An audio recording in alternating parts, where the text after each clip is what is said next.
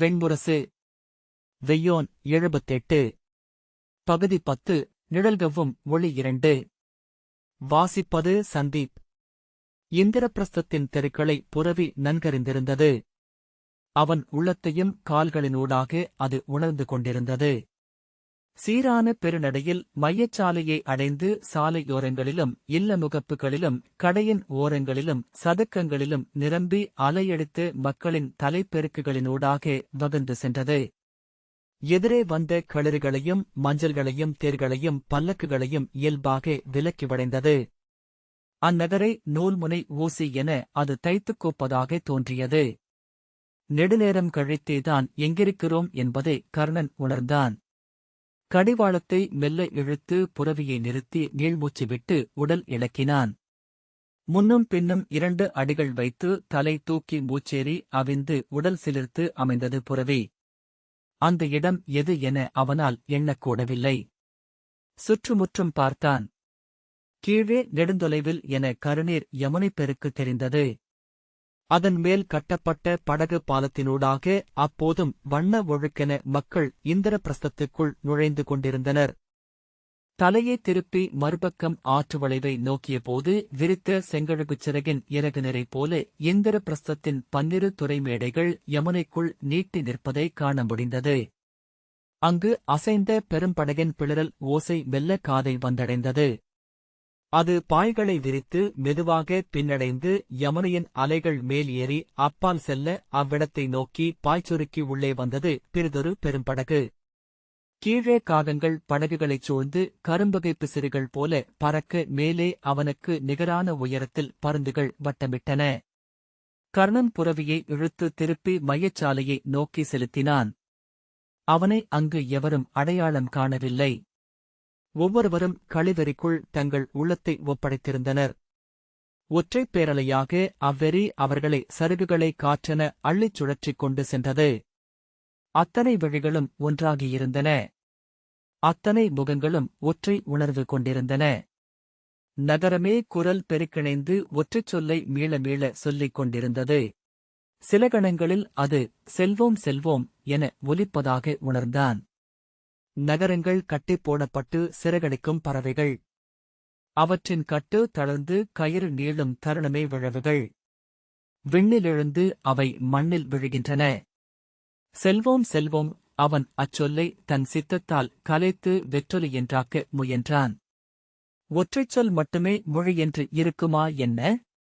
யானையும் காகமும் சீவிடும் எல்லாம் ஒற்றைச் சொல்லை சொல்வதாகவே தோன்றுகிறது. அனைத்து உயிர்களுக்கும் ஒற்றைச் சொல்லே அளிக்கப்பட்டுள்ளது. மானுடர் சொல்வதும் ஒற்றைச் சொல்தான் போலும். பல்லாயிரம் நுண்ணிய ஒலி மாறுபாடுகளால் அதை பெருக்கி மொழி என்றாக்கிக் கொள்கிறார்கள்.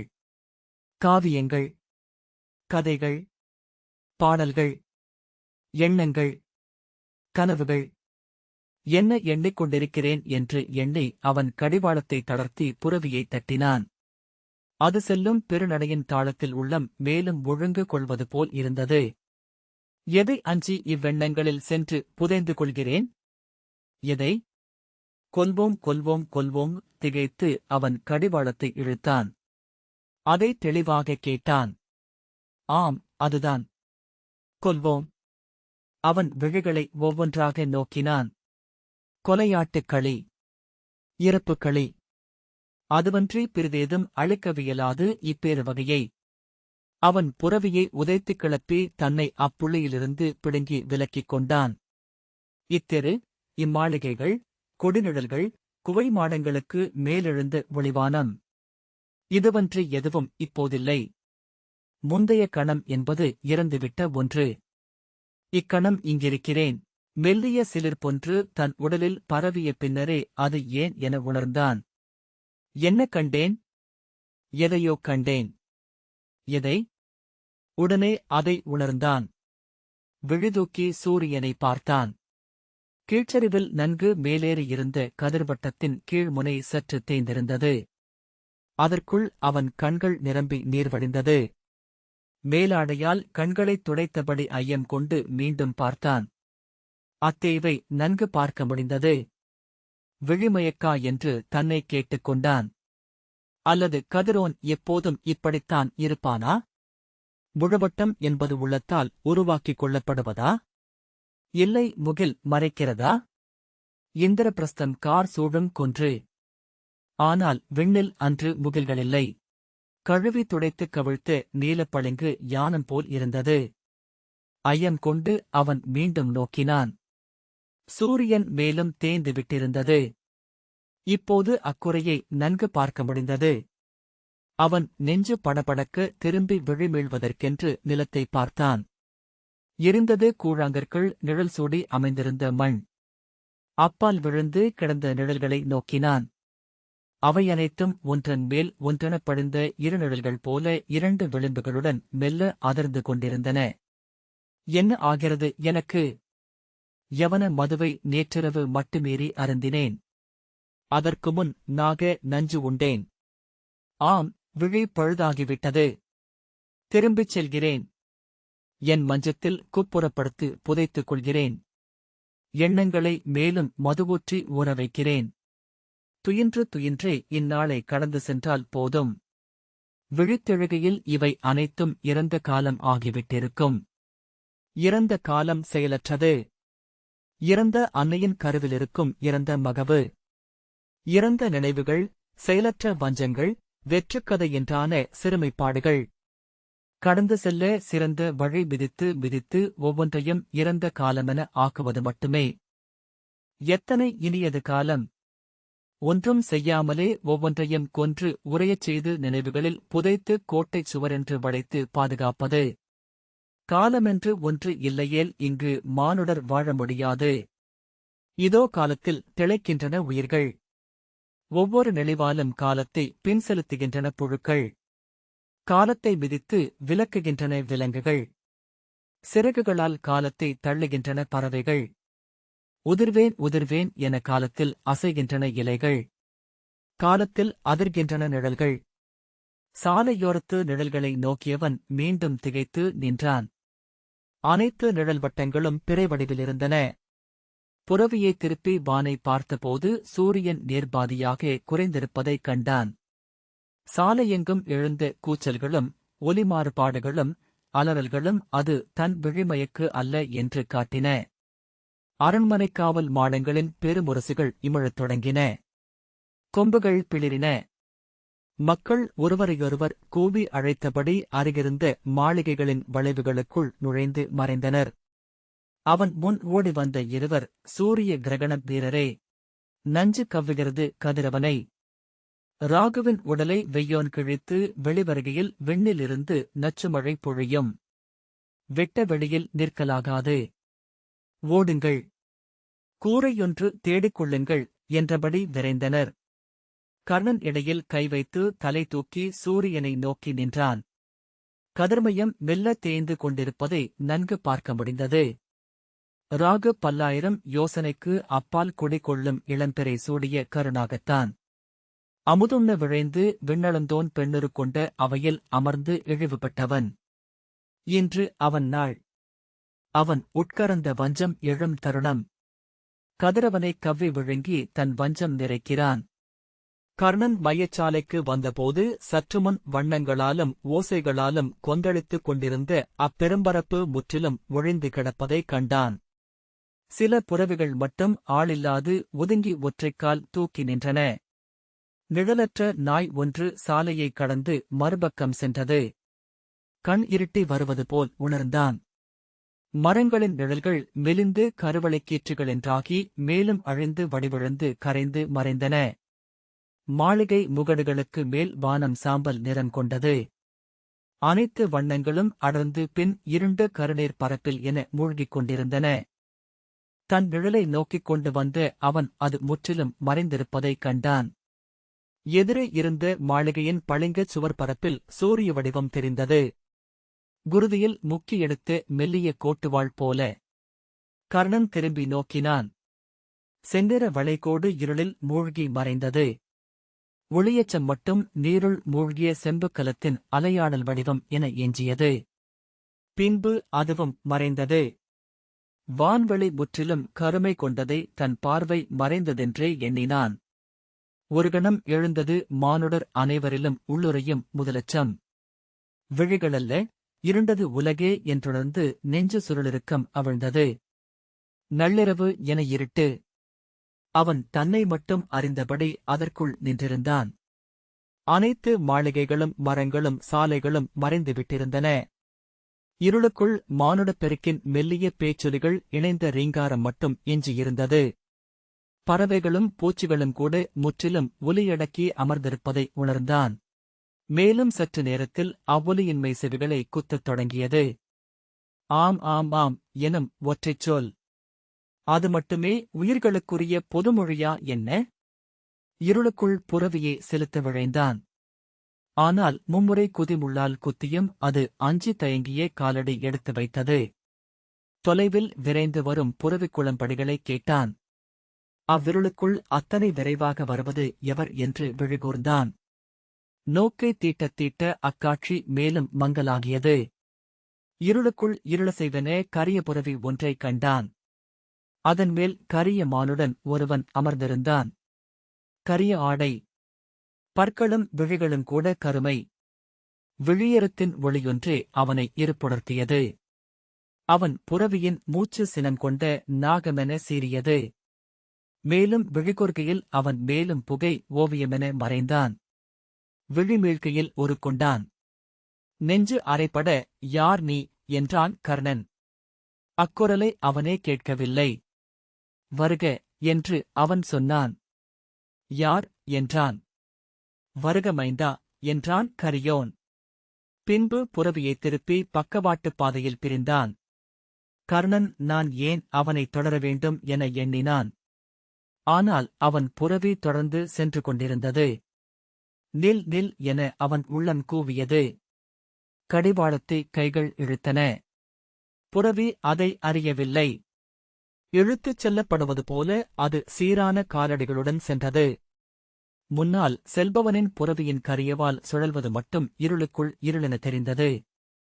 அக்குளம்படியோசை இரு பக்கங்களிலிருந்தும் வந்து சூழ்ந்தது. பின்பு விலகி நெடுந்தொலைவுக்குச் சென்று அங்கே துடித்தது. இருளுக்குள் 9 அடுக்குகளுடன் எழுந்து நின்றிருந்த கோபுரமுகப்பு கொண்ட பேராலயம் ஒன்றை கர்ணன் கண்டான். அதன் வாயில்கள் திறந்திருந்தன. உள்ளே கருமணியொளி என இருள் மின்னியது. விழிகள் தெளிந்த களத்தில் அவ்வாலயத்தின் உச்சிக்கலங்களாக அமைந்திருந்த 9 நாகப்படங்களைக் கண்டான். அவற்றின் விழிகள் விண்மீன்களென மின்னிக் கொண்டிருந்தன. கோபுரத்தின் 9 அடுக்குகளிலும் பல்லாயிரம் நாகர்களின் சிலைகள் உடல் பின்னி படமெழுந்து நாபரக்க விழியுறுத்து சிரிந்திருந்தன. கீழே முதலடுக்கில் நடுவே அமைந்த கோட்டத்தில் வாசுகியையும் இருபுறங்களிலும் அகம்படி நாகங்களையும் அவனால் அடையாளம் காண முடிந்தது. 2வது அடுக்கில் கார்கோடகனின் எரிவிழிகள் ஒரு கணம் மின்னிச் சென்றன. 3ஆம் அடுக்கில் தட்சன், 4ஆம் அடுக்கில் குளிகன், 5ஆம் அடுக்கில் சங்குபாலன், 6ஆம் அடுக்கில் மகாபத்மன், 7ஆம் அடுக்கில் பத்மன், 8ஆம் அடுக்கில் கேசன், உச்சியடுக்கின் மையத்தில் அனந்தன். குதிரை வீரன் இறங்கி திரும்பி வருக என்றான். கர்ணன் இறங்கி விழிகளை அவனை நோக்கி நிலைக்க வைத்தபடி நடந்தான். இமைக்களத்தில் அனைத்தும் இன்மை என்றாகி மீளுருக்கொள்வதைக் கண்டான். மழையிலூறிய பாறைகள் போல குளிர்ந்திருந்தன படிகள். ஆலயச்சுவர்களும் நீர்வழியும் தொல்குகைகள் போல கைகளை சிலிர்க்கச் செய்யும் தன்மை கொண்டிருந்தன. உள்ளே எவருமில்லை. முன் சென்றவன் திரும்பி வருக என்றான். கர்ணன் தொடர்ந்து சென்றான். ஓசையற்ற வழுவுகளை தன்னைச் சூழ்ந்திருந்த இருளுக்குள் கண்டான். நாகங்களென நெளிந்து மானுட உருக்கொண்டன அவை. நாகர்கள் என்றான் அவன். அவர்களில் அறிந்த முகங்களை அவன் தேடினான். அவர்கள் அனைவரும் நாகப்படமுடிகளை அணிந்திருந்தனர். அவையெல்லாம் உயிருள்ள நாகங்கள் என அறிந்தான். 5 தலை 3 தலை நாகங்கள், பெருந்தலை நாகங்கள், விழிமணிகள், நாபரத்தல்கள், வளையேற்று வெறிப்புகள். யார் நீங்கள் என்றான் கர்ணன். என்றும் உன் பின்னால் இருந்தவன் என்றான் அவன். நீ பிறப்பதற்கு முன், உன்னை அன்னை கருவுறுவதற்கு முன், இப்புடவியில் நீ ஒரு நிகழ்தகவென எழுவதற்கு முன்பு உன்னை அறிந்து காத்திருந்தேன். அங்கனே என்றுமே நீ என் கையில்தான் இருந்தாய். எனது படைக்கலம் நீ. கர்ணன் நெஞ்சுக்குள் சிக்கிய மூச்சை ஒலி என்றாக்கினான். உங்கள் பெயர் என்ன? என்றான். மேலும் உரக்க, நான் உங்களை உணர்ந்துள்ளேன். அறிந்ததில்லை என்றான். பிரம்மனின் சொல்லில் இருந்து நான் தோன்றி நெடுங்காலமாகிறது. என் பெயர் நாகபாசன் என்றான் அவன். இப்புவியே நாகங்கள் மட்டுமே ஆண்டிருந்த யுகத்தில் இங்கு நாகாசுரன் என்று ஒருவன் பிறந்தான். நாகத்தின் குருதியில் எழுந்த அசுரன் அவன். நான் என தருக்கி தன்னை முடிச்சிட்டுக் கொண்டு இறுகிய காளநாகினி என்னும் நாகப்பெண்ணின் ஆணவமே நாகாசுரனென்று பிறந்தது. ஆணவம் அளிக்கும் பெருவல்லமையால் அவன் நாகங்களுக்கு அரசனென்றானான். விண்ணகத்தை வென்று இந்திரனென்றாவதற்காக அவன் ஆற்றிய பெருவேள்வியில் நாளொன்றுக்கு 12,000 நாகங்களை அவியாக்கினான். நாகங்களின் ஊனுண்ட அனலோன் பெருந்தோன் என எழுந்து விண்ணோர் செல்லும் பாதையில் இதழ்விரித்து நின்றிருந்தான். நாகாசுரனின் கோல்கீழ் நாகங்கள் உயிரஞ்சி கதறின. நாகங்களை உண்டு அனலோன் நின்றாடினான். அக்குரல் கேட்டு அறிவுத்தவம் விட்டு எழுந்த பிரம்மன் அனைத்தையும் அறிந்தார். பிரம்மன் தன் அனல் கொண்ட சொற்களால் ஆற்றிய வேள்வியில் அவர் உதிர்த்த சினம் கொண்ட வசைச்சொல் ஒன்று 10,000 யோசனை நீளமும் 12 தலைகளும் கொண்ட நாகமென பிறந்தது. அதுவே நான். நாகபூதமென்று உருவெடுத்து நான் மண்ணிறங்கினேன். என் உடலால் நாகாசுரனின் நகராகிய நாகவதியை மும்முறை சூழ்ந்து சுற்றி இறுக்கி நொறுக்கினேன். என் மூச்சொலியில் அந்நகரின் கட்டடங்கள் விரிசலிட்டன. என் அதிர்வில் மாளிகைகள் இடிந்து சரிந்தன. நாகாசுரன் தன் படைத்தலைவன் வீரசேனனை என்னை வெல்ல அனுப்பினான். அவனை நான் விழுங்கி உடலால் நெரித்து உடைத்து உண்டேன். இறுதியில் நாகனே 108 பெருங்கைகள் நாகங்களென நெளிய 18 நெளிநாகத் தலைகளை முடியெனச் சூடி யானை கூட்டங்களென பிளிரியபடி என்னை வெல்லும் பொருட்டு வந்தான். நான் அவனை சூழ்ந்து பற்றி இறுக்கினேன். அவன் உடலை நொறுக்கி குருதிக்கட்டு என உடைத்து பின் விழுங்கினேன். எழுந்து பறந்து எந்த இடம் சென்றேன். விண்ணகத்து தெய்வங்கள் என்னை தழுவினர். அனல் விழியன் என்னை குழை என்றணிந்தான். விண்ணளந்தோன் என்னை கணையாழி என்றாக்கிக் கொண்டான். படைப்போன் என்னை எழுத்தாணி எனக் கொண்டான். சொல்லோள் காலில் கழலானேன். மலரோள் கையில் வளையானேன். கொலைத்தொழில் அன்னை இடையணியும் கச்சையானேன். யானைமுகன் மார்பில் வடமென்றானேன். 6 முகன் மயிலுக்கு துணையானேன். தெய்வங்கள் அனைத்துக்கும் அணி நானே. மண்வாழும் நாகங்களுக்கு விண்ணமைந்த காவல் நான். இங்கு அவர்கள் அடைக்கலக் குரலெழுப்புகையில் விண்ணில் என் செவிகள் அதை அறியும். இங்கு அவர்கள் கொண்ட பெருந்துயர் பொறாது என் நச்சுநாவிலிருந்து ஒரு துளி என உதிர்ந்து விண்ணிழிந்தேன். என்னை ஏந்தும் பெருந்திரள் தோளோன் மண்ணிகழக் காத்திருந்தேன். இனி உன் கையில் அமர்ந்து பழிகொள்வேன். கர்ணன் நானா? என்றான். நான் க்ஷத்ரியன் அல்லவா? என்றான். ஆம், இது க்ஷத்ரியர்களின் யுகம். க்ஷத்ரியர்களை க்ஷத்ரியர்களன்றி பிறர் வெல்ல முடியாது என்றான் நாகபாசன். நீங்கள் விண்வாழும் தெய்வம். முடிவிலா பேராற்றல் கொண்டவர். எளிய மானுடருடன் போரிட உங்களுக்கு வில்லும் வேலும் எதற்கு? என்றான் கர்ணன். ஆம், ஆனால் இது மானுடரின் ஆடல். தெய்வமே மானுடனாகி மானுடனில் சொல் கொடித்தான் இங்கு விளையாட முடியும் என்றான் நாகபாசன். பெருக என் கை வில்லை. இல்லை என்றான் கர்ணன்.